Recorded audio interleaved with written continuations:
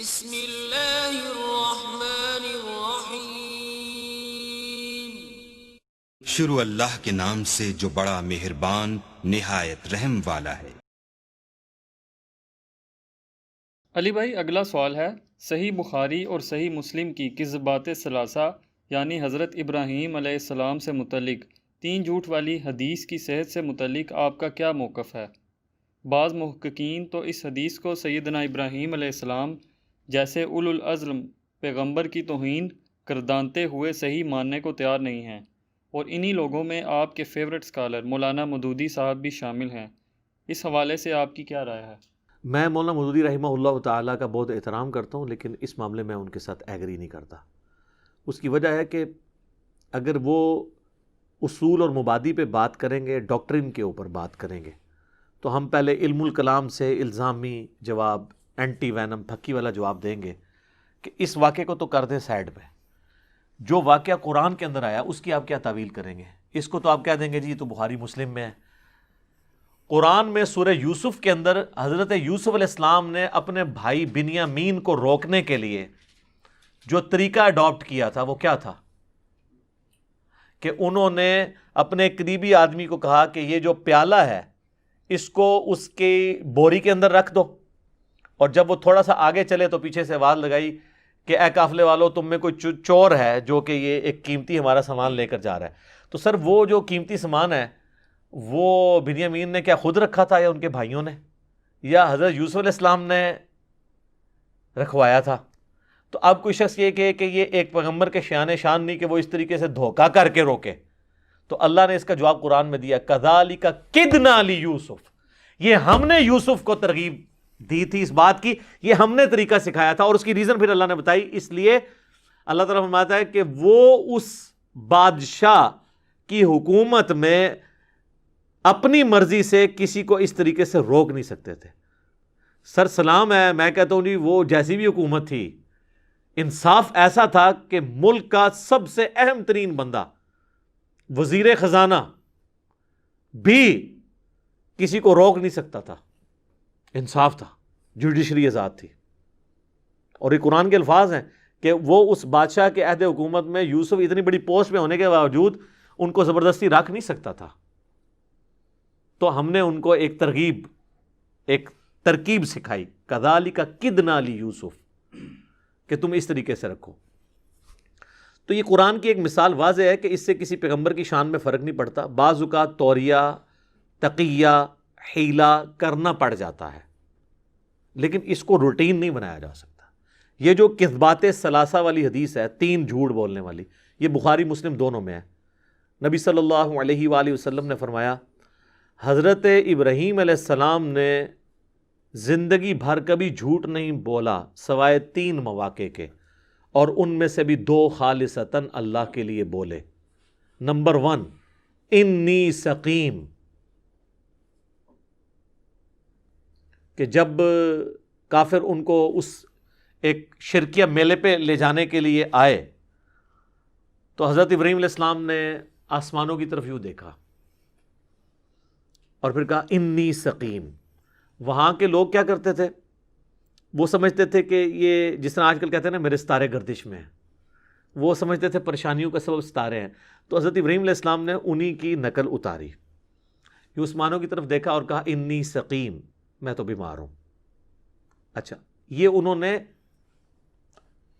توریہ کیا تھا۔ توریہ اس جھوٹ کو کہتے ہیں جو جھوٹ نہیں ہوتا۔ اس سٹیٹمنٹ کی 2 معنی ہوتے ہیں، سننے والے کو اور سمجھ آتا ہے، اور جو کہہ رہا ہوتا ہے وہ اس نیت سے نہیں کہہ رہا ہوتا۔ اس کی مثال آپ کو دوسری مثال سے سمجھ آئے گی۔ جب حضرت ابراہیم علیہ السلام نے بتوں کو توڑ دیا تھا تو اینڈ پہ ایک بڑے بت کو باقی رکھا، سورۃ الانبیاء میں آتا ہے، اور اس کے کندھے کے اوپر انہوں نے کڑھارا رکھا۔ اور جب لوگوں نے مشورہ کیا کہ یہاں ہم نے ایک نوجوان ہے ابراہیم، اس کو سنا تھا وہ ہمارے بتوں کی بہت گستاخ ہے، وہ بزرگاں دا اور نوجوان ہے، تو وہ ایک نوجوان جسے ابراہیم کہا جاتا ہے، تو ابراہیم علیہ السلام کو انہوں نے آ کے پوچھا، تو ابراہیم علیہ السلام نے کیا بولا تھا اس کے جواب میں؟ انہوں نے کہا تھا بل فعلہ کبیرہم ھذا، بلکہ ان کے بڑے نے کیا ہوگا، اور بڑے بت کے کندھے کے اوپر کلاڑا رکھ دیا تھا۔ ابراہیم علیہ السلام ان کو یہ سمجھ آیا کہ ابراہیم علیہ السلام یہ کہہ رہے ہیں کہ اس بڑے بت نے ان چھوٹے بتوں کو توڑا ہے، تو اس سے تو ان کو پھکی مل رہی تھی۔ وہ خود ہی مان گئے کہ اے ابراہیم تمہیں تو پتہ ہے یہ کچھ نہیں کر سکتے۔ پھر اللہ نے ان کو پھر جو ابراہیم علیہ السلام کی زبان پہ جو جملے جاری کروائے ہیں کہ تف ہے تمہارے اوپر، تمہارے ابا اجداد کے اوپر، جب تمہیں پتہ ہے کہ یہ کچھ نہیں کر سکتے تو ان کے آگے آ کے منتیں مانتے ہو اور ان کو اپنا مشکل کشا حاجت روا مانتے ہو۔ تو یہ اللہ تعالیٰ نے ابراہیم علیہ السلام کو ایک طریقہ سکھایا۔ اب ابراہیم علیہ السلام نے کہا کہ ان کے بڑے نے کیا ہوگا، تو وہ کیا سمجھے کہ یہ کہہ رہا ہے کہ بڑے بت نے کیا ہوگا، اور ابراہیم علیہ السلام یہ کہہ رہے تھے ان کے بڑے نے، یعنی جو طاقت میں ان سے بڑا یعنی میں۔ لیکن وہ یہ کہنا تو نہیں چاہتے تھے نا، وہ کہہ دیتے تو وہ سیدھا فرد جرم عائد کر دیتے۔ خیر بعد میں بھی انہوں نے کی، پھر اللہ تعالیٰ نے ان کو بچا بھی لیا آگ میں سے۔ سلام علی ابراہیم، آمین۔ تو اس کو کہتے ہیں توریہ، یعنی ایک بات ایسی بولنا کہ سننے والے کو اور مطلب سمجھ آئے اور کہنے والے کو اور۔ یہ بعض اوقات تقیۃً فتنے سے بچنے کے لیے کرنا جائز ہے۔ تو بخاری مسلم کی اس حدیث میں آتا ہے کہ دو موقع پر تو ابراہیم علیہ السلام نے اللہ کے لیے وہ توریہ کیا، اس کو توریہ لفظ بولیں گے۔ عربی میں تو کسب جو ہے وہ لفظ جو ہے وہ اردو میں اگر اس طریقے سے ٹرانسلیٹ کریں گے تو وہ گستاخی کی طرف جائے گا۔ بہرحال یہ توریتاً تھا۔ اس کا ثبوت یہ جو میں کوئی کہہ سکتا ہے کہ یہ آپ خود حضرت ابراہیم کی طرف سے صفائیاں پیش کر رہے ہیں، تو سر اسی حدیث میں موجود ہے۔ وہ تیسرا توریہ جو ہے نا ان کا، اس میں حضرت ابراہیم علیہ السلام نے بتا دیا کہ میں توریہ کر رہا ہوں۔ یہ دو توریہ حضور نے بتائے، انی سقیم اور بل فعلہ کبیرہم ھذا۔ تیسرا نبی علیہ السلام نے فرمایا کہ جب ایک ظالم بادشاہ نے ان کی بیوی کے ساتھ دست درازی کی کوشش کی، پہلے حضرت ابراہیم کو بلوایا اپنے دربار میں، کیونکہ حضرت ابراہیم علیہ السلام کی بیوی حضرت سارہ خوبصورت تھیں اور اس بادشاہ کو پتہ چلا تو وہ ان پہ قبضہ کرنا چاہتا تھا، اور اگر اس کو پتہ چل جاتا یہ ان کے خاوند ہیں تو ان کو قتل کروا دیتا۔ یہ جو نگاہیں مار کے پھڑکانا ہوتا ہے نا دشمنوں کو، یہ بزرگ بابے کر سکتے ہیں۔ انبیاء کرام بقدر ایفرٹ چلتے ہیں سر، دنیا میں حالات و واقعات کو دیکھ کے بہت شاذ و نادر ہوتا ہے کہ کوئی آسمانی مدد کا انتظار کرتے ہیں۔ صحیح بخاری میں نہیں آتا کہ نبی علیہ السلام کو جب طائف میں پتھر پڑے اور اتنا آپ پہ ظلم ہوا تو آپ مکے واپس نہیں آ رہے تھے، کیونکہ مکے والے بھی آپ کے قتل کی سازش تیار کیے بیٹھے ہوئے تھے، اور طائف سے آپ کو جو یہ تکلیف اٹھانی پڑی تو آپ کا دل جو ہے وہ غم زدہ تھا، اور آپ کو جب خبر پہنچی کہ آپ مکے میں آئیں گے تو آپ کے ساتھ یہ کریں گے، تو نبی علیہ السلام نے مکے میں اپنے جاننے والوں کو بھیجا کہ مکے کا کوئی ایک ڈومیننٹ بندہ میری گارنٹی لے کہ میرے اوپر اس طریقے سے کوئی اٹیک نہیں کرے گا تو میں مکے میں واپس آؤں گا۔ اور وہ مطعم بن عدی تھا، آپ کو پتہ ہے نا، وہ کافر تھا، اس نے حضور کی گارنٹی لی تھی کہ میں ان کو امان دیتا ہوں۔ کافر ہو گئے، حضور کو امان دی۔ اور بخاری کے الفاظ ہیں غزوہ بدر کے موقع پر جب وہ قیدی آئے نا، حضور نے فرمایا آج مطعم زندہ ہوتا اور مجھے کہتا میں سارے قیدیوں کو چھوڑ دیتا، اس نے میری اس وقت مدد کی تھی۔ تو اب آپ کہتے عبد القادر جیلانی نے انج کیتا تھا، انج ہو گیا، کنج نہیں ہوندا۔ سارے بزرگ کٹھے کر لو، یوٹیوب تو حضور دی گستاخانہ ویڈیو ڈیلیٹ کرا کے دسو، ورنہ میری بزرگی تے لعنت اگر میں بزرگ ہاں اور میں گستاخانہ ویڈیو حضور کی شان میں جو ہے وہ ڈیلیٹ نہیں کروا سک رہا۔ وہ دنیا بقدر ایفرٹ ہے۔ تو حضرت ابراہیم علیہ السلام نے کہا، اپنی بیوی کو آگے کہا پھر کہ دیکھ میں نے اسے یہ بتایا تو میری بہن ہے، میں نے نہیں بتایا کہ تو میری بیوی ہے ورنہ مجھے قتل کروا دیتا، اور یہ جو میں نے بہن کہا اس لیے کہ اس وقت روئے عرض پہ تو اور میں ہی مسلمان ہے، تو اسلام کے رشتے میں تو میری بہن ہے۔ تو یہ ہو گیا توریہ، ٹھیک ہے۔ یہ حضرت ابراہیم نے خود بریف کیا ہے کہ یہ جو جھوٹ ہے نا یہ توریہ ہے۔ اس کو کیا سمجھ آیا؟ حقیقی بہن۔ اور ادھر حضرت سارہ کو حضرت ابراہیم نے خود آ کے کہا کہ میں نے اس کو بتایا تم میری بہن ہو، اور یہ میں نے اس لیے بتایا کہ اسلام کے رشتے میں تو تم میری بہن ہو۔ وہ اسلام کے رشتے میں تو بہن ہے تھی نا، لیکن حقیقتاً تو بیوی تھی نا۔ آج کوئی اپنی بیوی کو کہنا ہی میری بہن ہے تو پتہ چل جائے گا اسے۔ تو وہ حضرت ابراہیم نے پورا سمجھایا کہ بھی اگر تم سے بھی پوچھے نا تو تم نے یہ کہنا یہ میرا بھائی ہے، اسلامی بھائی، اسلامی بہن۔ خیر وہ گئی تو اس نے حضرت سارہ کی طرف ہاتھ بڑھانا شروع کیا۔ یہاں پہ حضرت ابراہیم علیہ السلام نے نماز نیت کر لی کہ میری بیوی کے ساتھ کوئی برا عمل نہ کرے. ہاتھ ایک دفعہ آگے کیا تو اس کا ہاتھ ہی شل ہو گیا, اس کے اوپر جو ہے وہ فالج کا اٹیک ہو گیا, اس نے چیخیں مارنی شروع کر دی, پاؤں مارنا شروع کر دیا زور زور سے زمین پہ, زبان بھی گونگ ہو گئی. اور حضرت سارہ سے کہا کہ اللہ کے حضور میرے لیے دعا کرو, تو انہوں نے دعا کی تو وہ ٹل گیا. دوسری بار پھر اس نے یہ حرکت کی, پھر اس پہ یہی ہوا, تیسری دفعہ بھی ہوا. پھر انہوں نے کہا جی بھائی جی لے جاؤ انہوں نے, ٹھیک ہے. اور پھر اس نے کہا حضرت سارہ کو اس نے اپنی لونڈی پڑی جو اس کی قریبی لونڈی تھی وہ گفٹ کر دی کہ یہ آپ کی خدمت کرے گی, اور وہ تھی ہاجر.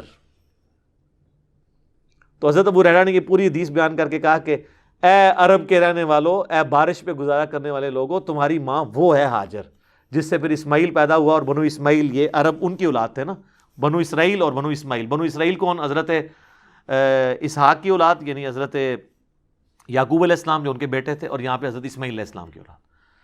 تو اس حدیث, اس کو قصبات ثلاثہ والی حدیث کہتے ہیں. اس کا ذکر صرف اس میں تو نہیں ہے, جو بخاری اور مسلم کی متفق علیہ حدیث ہے, حدیث شفاعت, جس پہ میں نے پچھلے دنوں ڈیٹیل سے لیکچر دیا ہے, اس میں بھی تو تمام انبیاء جو اپنی اجتہادی خطاؤں کو یاد کرتے ہیں قیامت والے دن. حضرت آدم کہتے ہیں مجھ سے بھی ایک خطا ہوئی اجتہادی, اور حضرت نوح علیہ السلام بھی, وہاں پہ بھی تو آتا ہے حضرت ابراہیم علیہ السلام کہیں گے کہ میں نے 3 دفعہ دنیا میں جھوٹ بولا تھا, یعنی وہ توریتاً.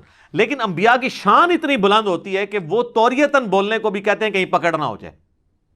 آپ کوئی کہ جی آپ خام خواہ نبی کی آپ وکالت کر رہے ہیں, ایسا نہیں ہے. مجھے بتائیں حضرت آدم کی غلطی معاف ہو چکی ہے کہ نہیں؟ تو پھر قیامت والے دن وہ کیوں کہیں گے کہ مجھے آج اپنی فکر ہے؟ قرآن میں میں یعنی ہم تو کھڑے ہو گئے گے حضرت ہم آپ کی اولاد ہیں, دیکھیں ہم آپ کو قرآن سے حوالہ دیتے ہیں, آپ کی غلطی تو بہت پہلے کی معاف ہو چکی ہے, کوئی ٹینشن نہ لو. کیوں لیں گے؟ للہ الواحد القہار, وہ قیامت کے دن کی سختی بہت ہے. تو پیغمبروں کا مرتبہ ایسا ہوتا ہے کہ وہ کچھ چیزیں جو وہ سمجھتے ہیں کہ ہم یہ بھی نہ کرتے تو وہ زیادہ بہتر ہوتا, تو اس کے اوپر بھی وہ اپنے اندر گلٹ فیل کرتے ہیں. ہمارے اعتبار سے تو وہ کسی صورت گناہ نہیں ہوتا, لیکن وہ اپنے گلٹ کے اعتبار سے وہ جو فیل کرتے ہیں اسے خطائی سمجھتے ہیں. تو قصبات ثلاثہ والی حدیث بالکل درست ہے. اگر اس کا انکار کریں گے پھر تو بخاری مسلم اور دنیا کی ہر کتاب میں پائی جانے والی حدیث شفاعت کو بھی آپ کو فراڈ کہنا پڑے گا. تو مودودی صاحب اس حدیثوں کو تو مانتے ہیں, ان کا کیا کریں گے؟ ان ساری حدیثوں کے اندر موجود ہے کہ حضرت ابراہیم کہیں گے آج مجھے اپنی جان کی فکر ہے, کیونکہ میں نے 3 دفعہ جو ہے یہ الفاظ اس طریقے سے توریہ کیا تھا. یہ توریہ آپ کر سکتے ہیں. اس سے بھی اگلا سٹیپ, بخاری مسلم دونوں میں حدیث ہے, نبی علیہ السلام نے فرمایا 3 موقعوں پر آپ نے جھوٹ بولنے کی اجازت دی ہے. نمبر 1, صلح کروانے کے لیے. 2 بھائی لڑے ہوئے ہیں, دلوں میں میل آ گیا, تو آپ ایک بھائی کو پازیٹیو بات کر سکتے ہیں دوسرے کے حوالے سے کہ نہیں یار وہ ایسا نہیں ہے, وہ تو تجھے بڑا تیرے سے محبت کرتا ہے, بڑا خیال رکھتا ہے تیرا, تمہیں غلط فہمی ہو, اس کو یہ وقتی طور پہ تاکہ صلح ہو جائے. بعض اوقات ایسی گرہ ڈال جاتی ہے. اسی حدیث میں بخاری مسلم کی آتا ہے کہ دوسرا موقع ہے جنگ کے دوران. وہ تو الگ سے بھی حدیث ہے بخاری و مسلم کی کہ جنگ دھوکے کا نام ہے. جنگ میں آپ اپنا جان بچانے کے لیے جھوٹ بول سکتے ہیں. حتیٰ کہ سورۃ النحل میں آیا کہ اگر کسی شخص کی زندگی اور موت کی کشمکش آ جائے تو وہ حرام بھی کھا سکتا ہے جان بچانے کے لیے, اور کلمہ کفر بھی بول سکتا ہے, جبکہ دل میں ایمان رکھتا ہو تو اللہ اسے گرفت نہیں کرے گا. یہ سورۃ النحل میں آیت نمبر 106 آنورڈ آپ پڑھ کے دیکھ لیں. اور تیسرا موقع بخاری مسلم میں آتا ہے کہ میاں بیوی آپس میں ضرورتاً جھوٹ بول سکتے ہیں, لیکن یہ جھوٹ وہ والا جھوٹ نہیں ہوگا, صراحتاً جھوٹ نہیں, توریتاً. لیکن پوری زندگی توریت نہ چلتی رہے, کیونکہ یہ زیادہ دیر آپ کا توریہ قائم نہیں رہے گا, میں آپ کو بتاؤں پکڑا جائے گا. کیونکہ جب آپ کریں گے نا تو کچھ عرصے بعد یہ توریے ویسے ہی پکڑے جاتے ہیں, کیونکہ کوئی نہ کوئی ایسا راز لیک ہو جاتا ہے کہ وہ سب کچھ دھڑم سے گر جاتا ہے. یہ کبھی کبھار کے لیے کہ کوئی توریہ ایسا, بعض اوقات یعنی بیویوں کی عادتیں ایسی عجیب و غریب ہوتی ہیں, بعض اوقات خامدوں کی عادتیں ایسی عجیب و غریب ہوتی ہیں کہ ان کے کاؤنٹر پارٹ کو ان کے شر سے بچنے کے لیے اور گھر میں دنگا فساد سے بچنے کے لیے بعض اوقات جھوٹ بولنا پڑتا ہے. مثال کے طور پر اگر گھر میں کسی بچے نے کوئی پلیٹ توڑ دی ہے تو, اور یہ ایک دفعہ انسیڈنٹ ہوا ہے, اور بیوی نے آبزرو کیا ہے کہ وہ اس ایک چھوٹی بات کے اوپر اس کے خامند نے اولاد کو بری طرح مارا پیٹا ہے. اب اگلی دفعہ اگر پلیٹ ٹوٹے، چاہے بیٹے سے ہی ٹوٹی ہو یا بچی سے چھوٹی سے، تو یہ اس کی بیوقوفی ہے کہ وہ اپنے خامن کو بتائے کہ اس نے توڑی ہے. اس میں وہ کہہ سکتی ہے کہ یہ بلی کے گزرنے سے ٹوٹ گیا، اور بلی سے وہ یہ کہہ دے، مانو بلی تو پیار سے اپنی بچی کو بھی وہ کہہ لیتا ہے نا، اپنے ذہن میں وہ نیت کر لے. تو یہ میں آپ کو ٹرک نہیں سکھا رہا، صرف ایک آپ کو موٹی موٹی، یہ ایسے موقع پہ فتنے سے بچنے کے لیے سراہتاً بھی جھوٹ بولنا پڑ جائے نا تب بھی اجازت ہے. جیسے جنگ میں آپ، یہ توریہ تو ایک تقوی والی سائڈ ہے، فتویٰ یہ ہے کہ آپ کلیئر کٹ بھی جھوٹ بول سکتے ہیں فتنے سے بچنے کے لیے. یہ ذہن میں رکھیے گا. یہ فی نفسی کو بری چیز، غیبت ہے، حرام ہے. قرآن میں سورہ حجرات میں ہے کہ جس طرح کوئی شخص اپنے مردہ بھائی کا گوشت کھاتا ہے، لیکن بعض جگہ غیبت کرنا واجب ہے. ایک شخص نے اپنی بچی کا رشتہ کرنا ہے، آپ کے محلے میں وہ لڑکا رہتا ہے اور آپ کو پتہ ہے ماشاءاللہ کوئی اسلامی بہن نہیں وہ چھوڑتا کہ اسے گھر چھوڑ کے آئے، یعنی پورا دن بیٹھ کے وہ ادھر تاڑتا رہتا ہے عورتوں کو، اس طریقے سے اور نیگیٹو ایکٹیویٹیز میں انوالو ہے. تو اب وہ آپ سے امانت آپ کے پاس رکھوا رہا ہے، آپ خیانت نہیں کر سکتے. اب آپ کہیں جی میں غیبت نہیں کرتا، اور یہ وہ لوگ غیبت نہیں کر رہے ہوتے ہیں جو دنیا کا ہر الٹا کام کر رہے ہوتے ہیں. جب غیبت کرنی واجب تھی وہ اس وقت کی نہیں، تو پھر ایسے موقع پہ آپ کو اس کا عیب کھولنا یہ واجب ہے. امام مسلم مقدمے میں لے کے آئے نا کہ بعض لوگوں کو یہ ہیضہ ہو گیا کہ یہ جو جھوٹی حدیثیں گھڑنے والے راوی ہیں یہ تو مر چکے ہیں، اب ان کی برائی بیان کریں گے تو غیبت ہوگی. تو امام مسلم نے لکھا ہے، خدا نہ ہے، اے واجب ہے کرنا. انہوں نے پھر اسلاف کے اقوال نقل کیے ہیں کہ یہ علم حدیث میں جو اسماء اور رجال کا علم ہے یہ تو پورے کا پوری غیبت ہے نا. جھوٹے راویوں اور ضعیف راویوں کی کمزوریاں بیان کرنا، مرے ہوئے، زندہ بھی نہیں، مرے ہوئے بندے کی غیبت ہے، ٹھیک ہے نا. تو وہ، لیکن یہ ایک بڑی کاز کے لیے ہو رہی ہوتی ہے. تو جھوٹ بھی مطلقاً حرام نہیں، جہاں پہ ایسا فتنہ ہو وہاں پہ آپ بول سکتے ہیں. لیکن ہمارے اس معاشرے کے اندر میں دیکھ رہا ہوں سوشل میڈیا کے اوپر نا اپنے فرقوں کو اونچا کرنے کے لیے، اپنی پولیٹیکل پارٹیز کو اونچا کرنے کے لیے دوسروں کے اوپر جھوٹے الزامات لگانا اور اسے وہ حب الوطنی کا نام دینا یا ملک کے وسیع تر مفاد کا نام دینا یا یہ کہنا کہ یہ اسلام کی خدمت ہو رہی ہے، یہ بالکل غلط ہے. اچھا، اسلام میں جو اس قسم کے جھوٹ بولنے کی اجازت تھی نا وہ اپنے حوالے سے تھی کہ اپنی کلیریفیکیشن دے دو کہ یار یہ ایسا نہیں ہے. اسلام میں کہیں یہ نہیں آیا کہ دوسرے پہ جھوٹا الزام لگا دو. یہ آپ نے فرق یاد رکھنا ہے. اسلام جس جھوٹ بولنے کی اجازت دیتا ہے نا ایسے لاز ریزالٹ، وہ اپنی کلیریفیکیشن کے لیے دیتا ہے کہ آپ کے اوپر کوئی الزام لگ گیا ہے اور آپ کی زندگی موت کی کشمکش بن گئی ہے تو آپ جھوٹ بول لیں. یہ نہیں ہے کہ آپ اپنی کارستانی دوسرے کے کھاتے میں ڈال لیں. تو یہاں پہ تو یہ ہو رہا ہوتا ہے کہ آپ سے پوچھا جاتا ہے جی آپ اپنے مال کی تلاشی دو، وہ کہتے ہیں نہیں وہ بھی تو چور ہے. دیکھا آپ نے یہ فرق؟ اس کا یہ ہونا چاہیے کہ وہ اپنی کوئی جسٹیفیکیشن دے، کوئی لولی لنگڑی کوئی اپنی کوئی منی سٹیٹمنٹ جمع کروا دے، کوئی ادھر سے ادھر سے کر کے اپنی جان چھڑائے، بجائے یہ کہنے کے جی وہ بھی چور تھا میں بھی چور. یہ تو بات غلط ہے. تو یہ یاد رکھیے گا، جھوٹ کسی کے بارے میں نہیں بول سکتے.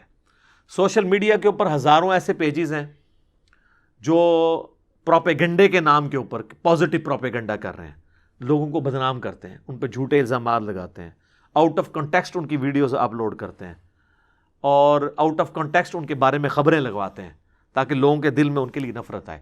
تو اس طرح کا جھوٹ آپ قطعاً نہیں بول سکتے، ٹھیک ہے. اور اس کو یہ کہنا اینڈ پہ جا کے جی محبت اور جنگ میں ہر چیز جائز ہے، یہ بھی بالکل فراڈ ہے.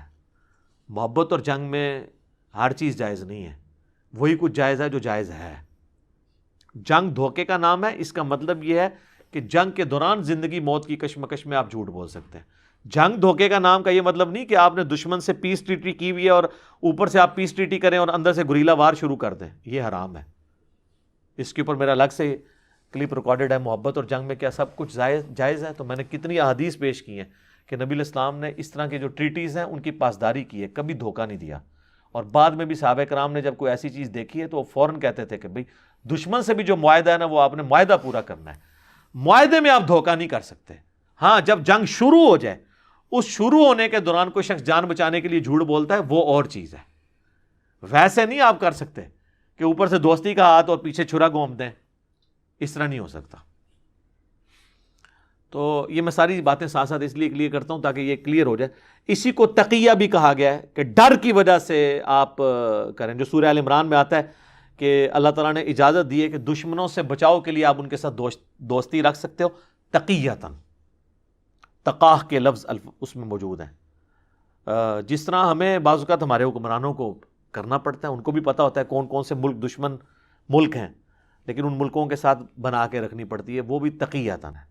لیکن پورے کا پورا دین تقیہ بنا دینا, جس طرح بعض غالی شیعہ کی طرف سے کیا جاتا ہے, وہ بالکل غلط ہے. یہ کبھی کبھار یہ موقع ہے, آپ کر سکتے ہیں جان بچانے کے لیے, پوری زندگی اس سے عبارت نہیں کی جا سکتی, یہ ذہن میں رکھیے گا. تو کس باتیں ثلاثہ والی حدیث بالکل ٹھیک ہے. ٹھیک ہوگا جی.